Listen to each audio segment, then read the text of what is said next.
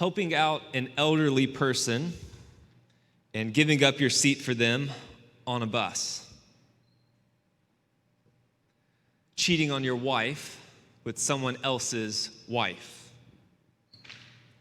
saving a child when their life is in danger, stealing a car. For most of us, when we hear those scenarios, one of two words come to mind: right or wrong, maybe good or bad. But how often do we think about why we come to those conclusions, or what foundation we're building our answers off of? If I haven't met you yet, my name is James Yandell, and I have the privilege of being one of the pastors here at New Day Church. And as Pastor John said at the open, we are in a series called Is God Real? Which I love that because we're in a church service and we just sang a song that you are good, and our sermon series, Is God Real? Right? We're a bold church, and that's why we ask that question, but also because it is an important question.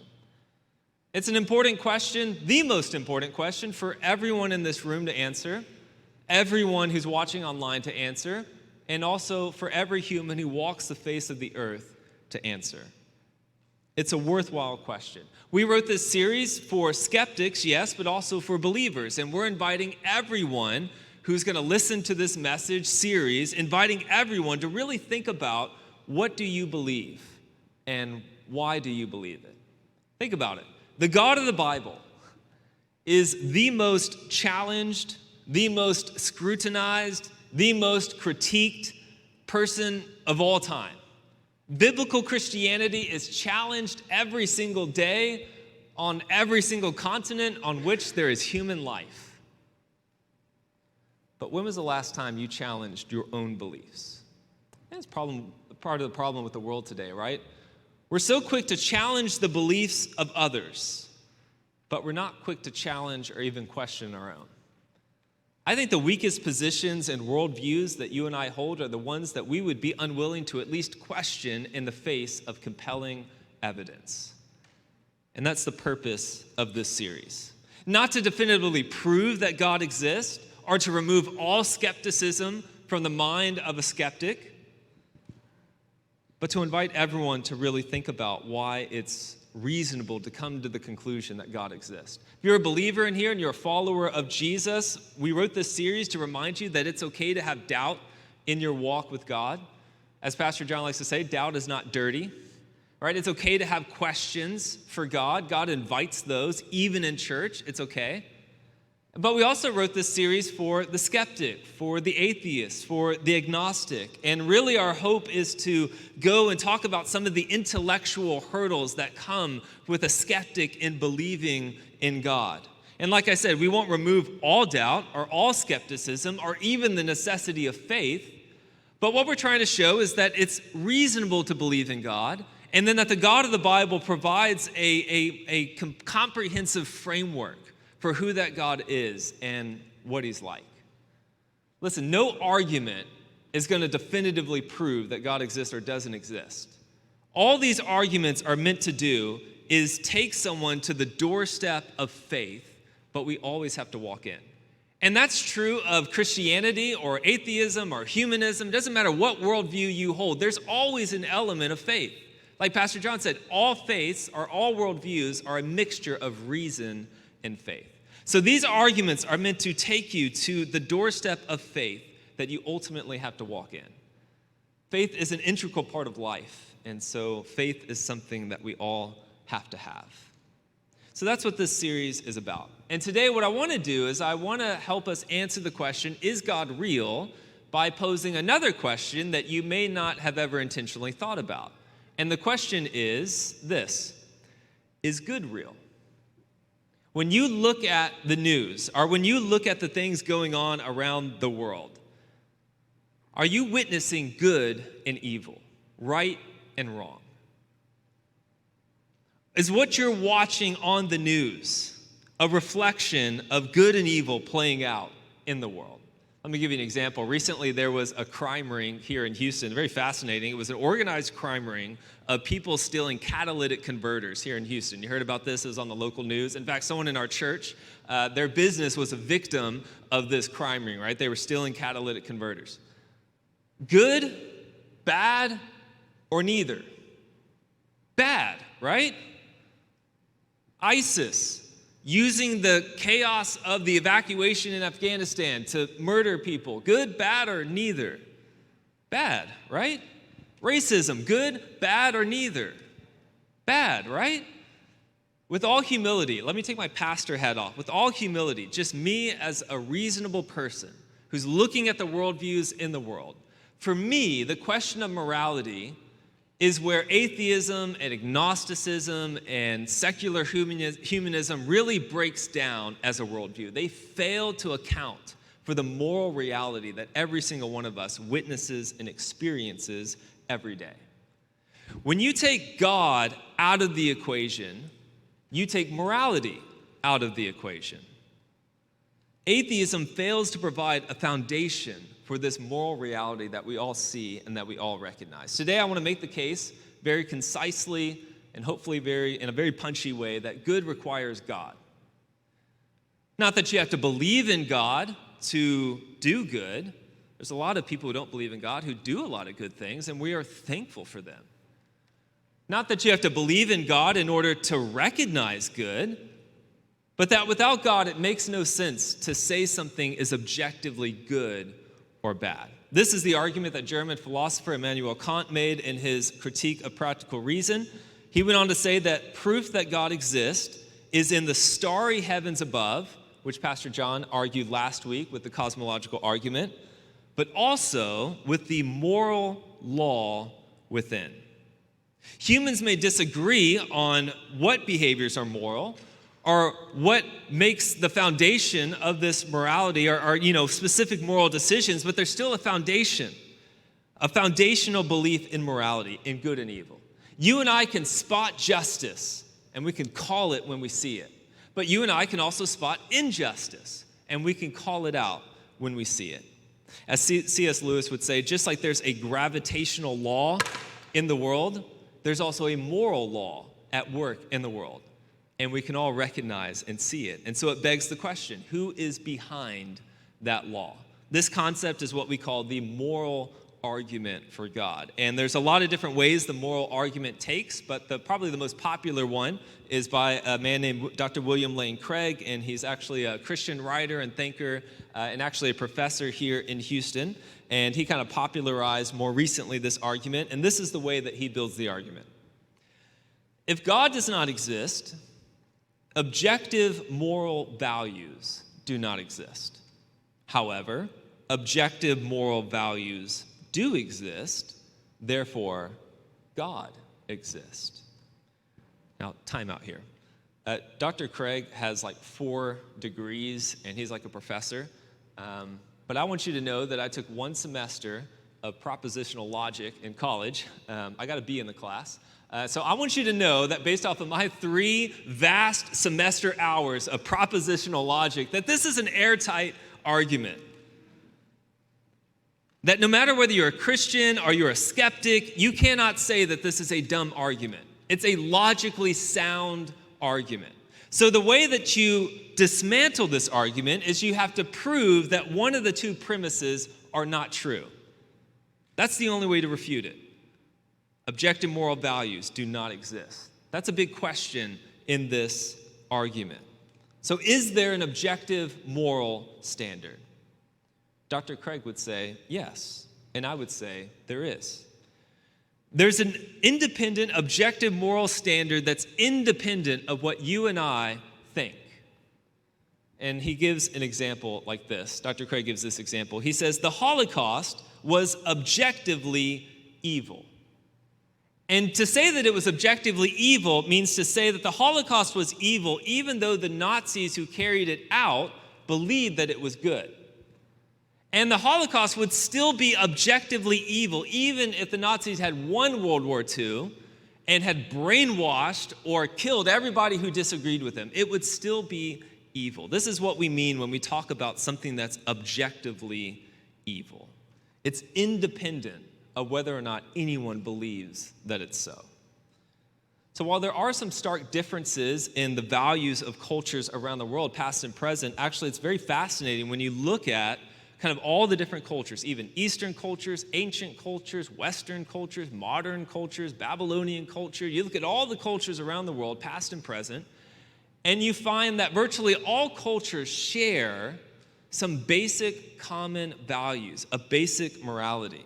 If you're interested in studying that more, C.S. Lewis wrote a book called The Abolition of Man, and at the end of that book, he has an appendix, and he talks about some of these things that unify, these values that unify all cultures. Let me give you just two examples. Number one, virtually all cultures, ancient and present, say there's a duty to care for parents and for the elderly. So it doesn't matter, this isn't a Western concept. It isn't just an Eastern concept. In fact, even the most remote cultures of the world share this, and he goes into that in his index. Again, he says virtually all cultures, ancient and present, say that justice is better than injustice. So there are these common threads that run throughout all cultures. It's not just an evolutionary thing. It's not just based on one part of the world, but in fact, it's an objective standard, a compass that's hardwired into all people that points us to a moral law. That's the basis of the morality argument. Let's stop right there. So let's say that you don't believe in objective morality. The alternative is to believe in what's called subjective morality or moral relativism. So if you don't believe in good and evil, or if you don't believe that those are independent, objective things, then what you're saying is that good and evil are human constructs, which puts each human in the driver's seat of determining what is good and bad, what is right and wrong, what is good and evil.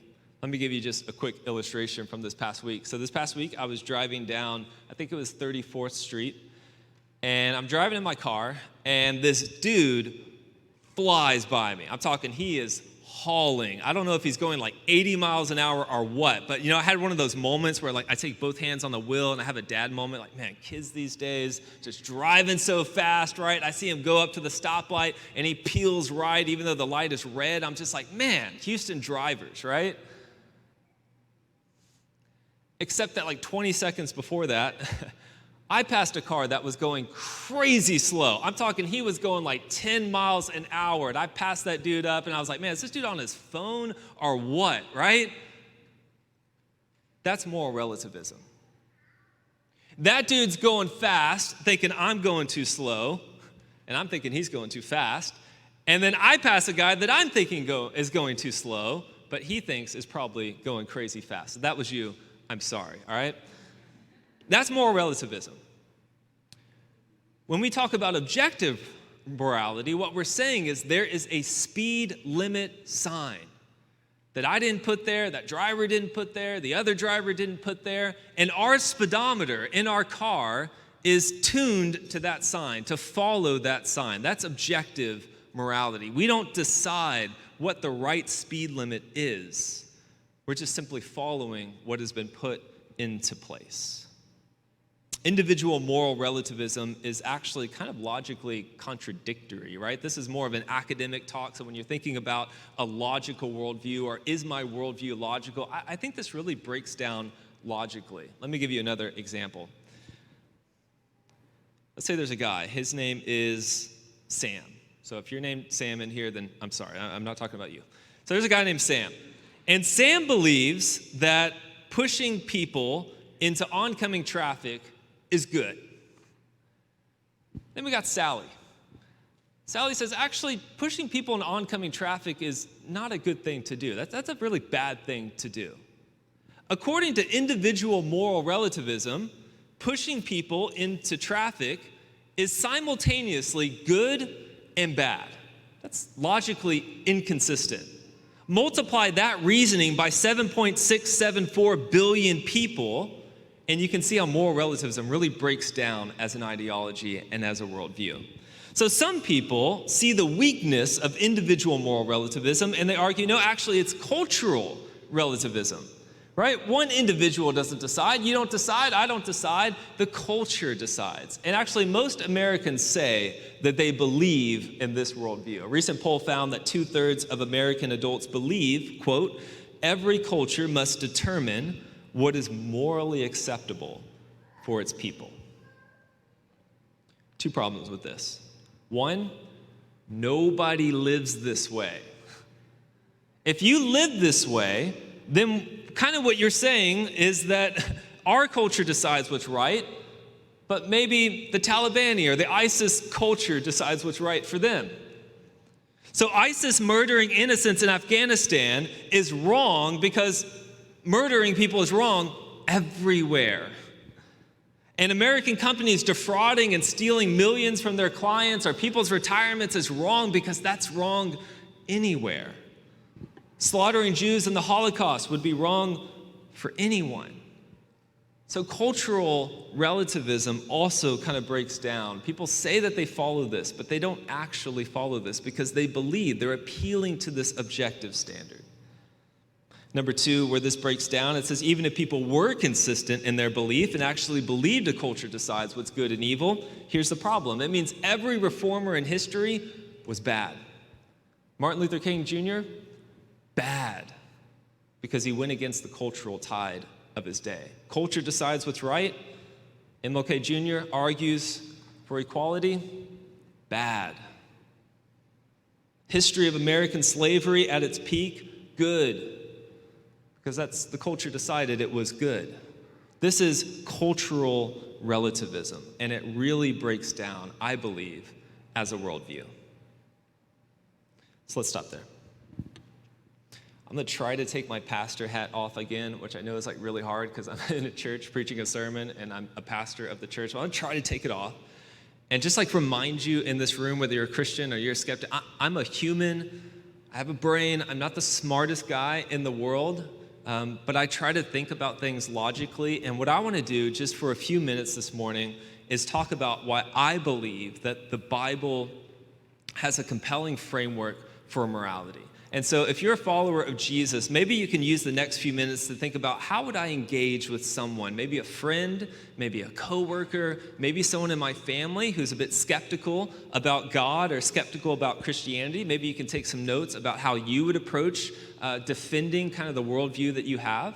If you're a skeptic in here this morning, I just want to remind you that I am a human, that I do believe this, but that I'm also logical, hopefully in a way. And so hopefully I can present to you why I personally, James Yandell, find the Bible compelling when it talks about morality.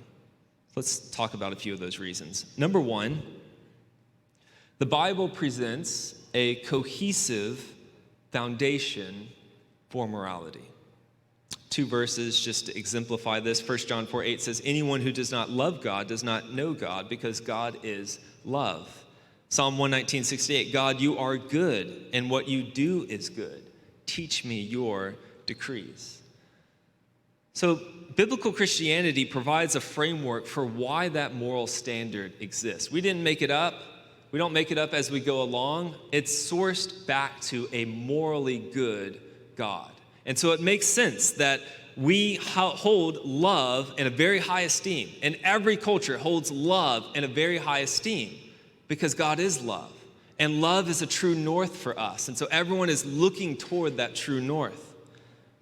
It makes sense that justice is a universal virtue because God is just and we are hardwired to have a compass toward justice.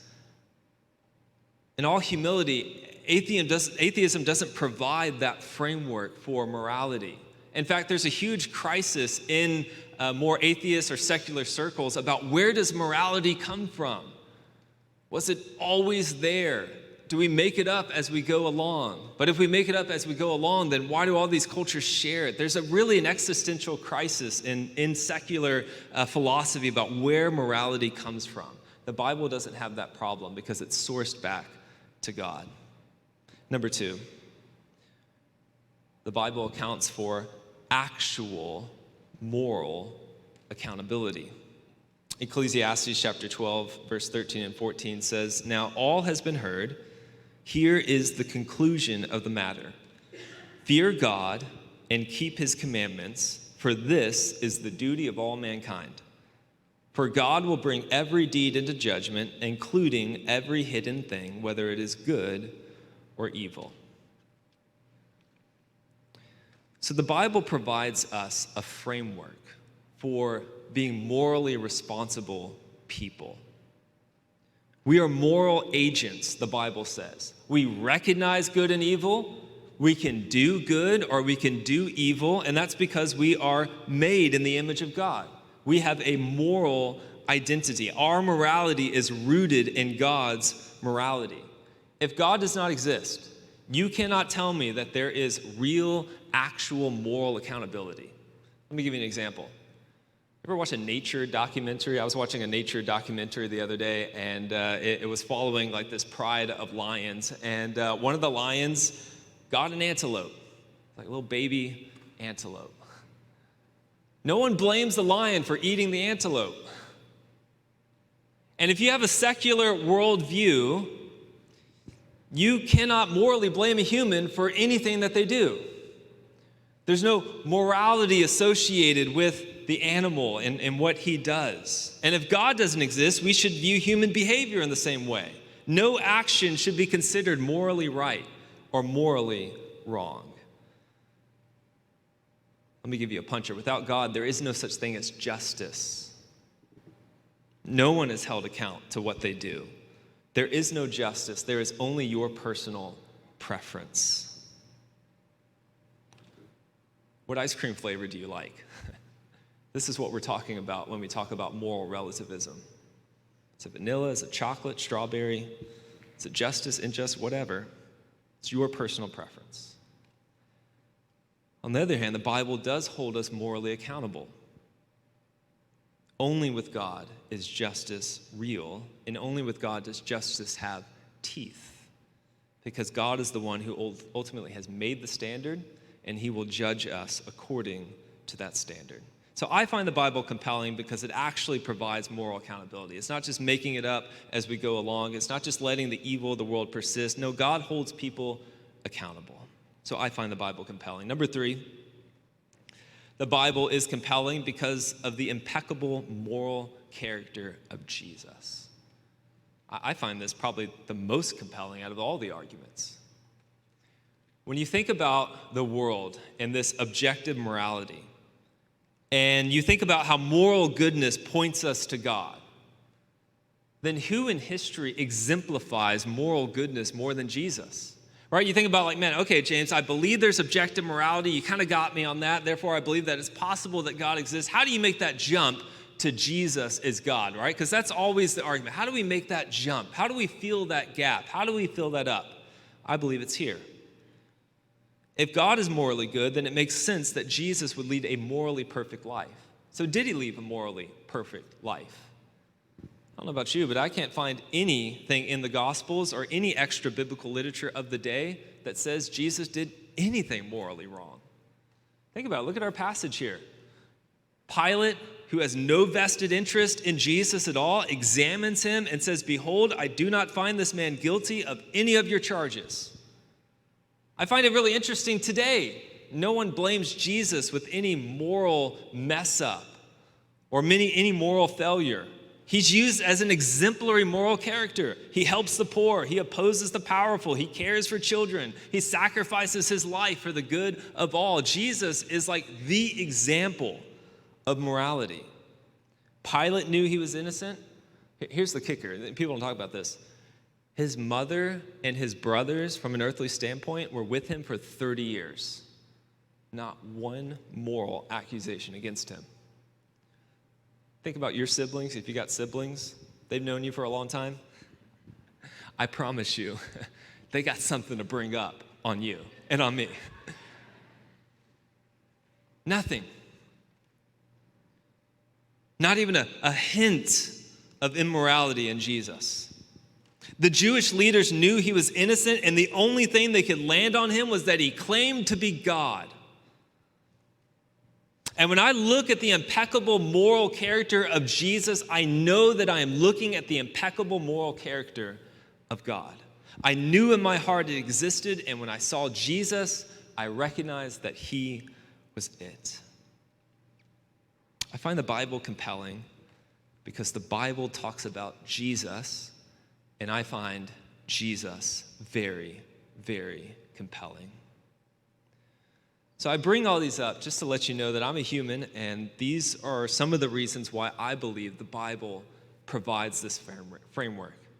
And if you're a believer in here, it's important to remember that you're talking to actual humans who have a mixture of logical reasons for why they deny God, or maybe some emotional reasons or some experiential reasons. And so it's important for us to take all of these things into account. So I like to take the pastor hat on and remind people, hey man, I'm a reasonable person. This is what I believe, and this is why I believe it. I feel like if the world did this more, if the church did this more, that we would have a lot better conversation with people outside of the church.